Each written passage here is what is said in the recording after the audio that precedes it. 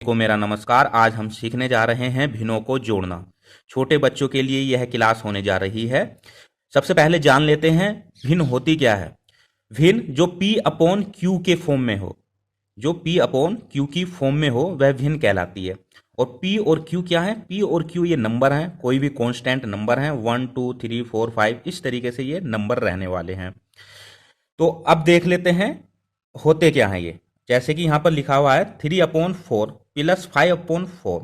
यहाँ पर सबसे पहले देख लेते हैं ये P अपॉन क्यू की फॉर्म में है, यहाँ पर भी ये P अपॉन क्यू की फॉर्म में है। तो ये क्या है? एक प्रकार की भिन्न है। इन भिन्नों को हमें जोड़ना है।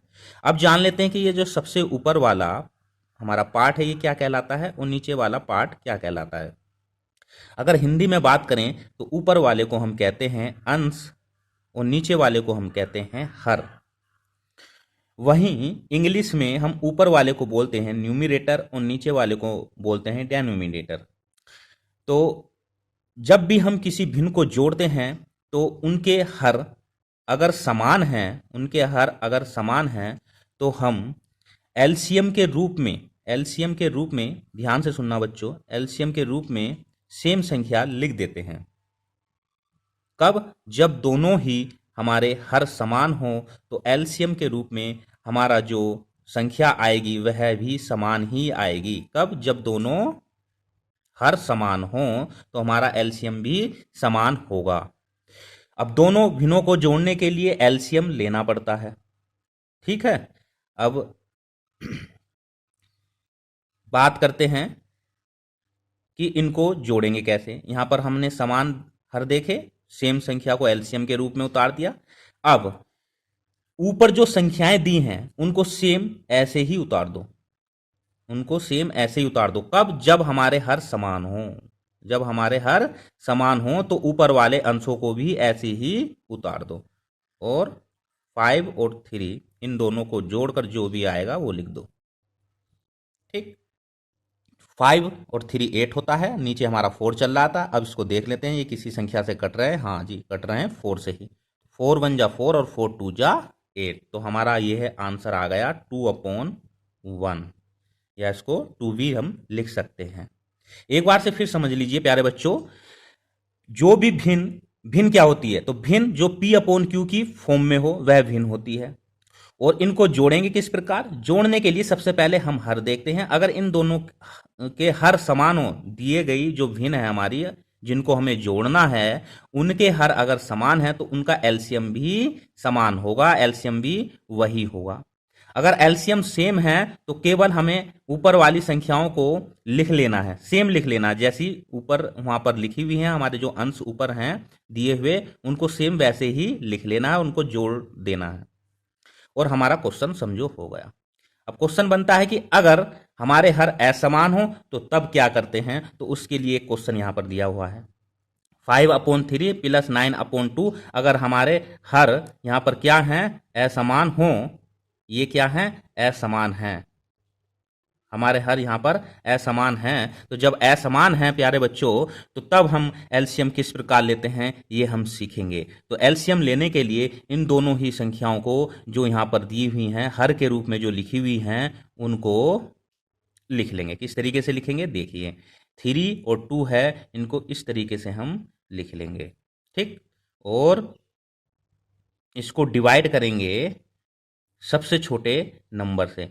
अब देखेंगे सबसे छोटा नंबर 2 है तो यहां पर ये 2 से कोई संख्या डिवाइड हो रही है कि नहीं? हाँ हो रही है, तो 2 से डिवाइड करते हैं। 3 ऐसे ही लिखा रहने देते हैं क्योंकि 3 डिवाइड नहीं होगा 2 से, और 2 डिवाइड हो जाएगा, 2 1 जा 2। और जब तक डिवाइड करते रहते हैं जब तक हमारी संख्या 1 ना आ जाए। तो यहां पर देखिए 2 से हमने 2 को डिवाइड करा तो 1 आ गया। अब 3 का नंबर है तो 3 किससे डिवाइड होगा? 3 से ही डिवाइड होगा, तो 3 1 जा 3, ये भी 1 आ गया। ये तो 1 चल ही रहा था। अब हमारे पास जो ये दो संख्याएं आई 2 और 3, इनका मल्टीप्लाई करा दें तो हमारा एलसीएम निकल कर आ जाएगा। तो 2 3 जा 6 या 2 तिया 6, ये हमारा एलसीएम निकल कर आ गया। ठीक है, अब इस एलसीएम को यहां पर हम लिख देते हैं बटे में नीचे करके। अब देखिएगा पहला वाला भिन्न यह है हमारा, दूसरा भिन्न यह है। तो पहले भिन्न का जो हमारा हर है उससे इसको डिवाइड करेंगे, तो क्या आएगा प्यारे बच्चों? 3 2 जा 6, कट कर 2 आया और 2 का मल्टीप्लाई ऊपर वाले अंश से कर देंगे। हर से हमारा जो एलसीएम आया उसको डिवाइड करेंगे, 3 2 जा 6, कट कर 2 आया और 2 का मल्टीप्लाई ऊपर अंश से कर देंगे, ठीक, प्लस।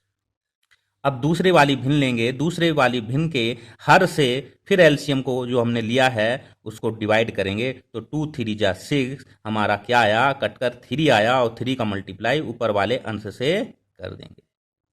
कितना आसान है।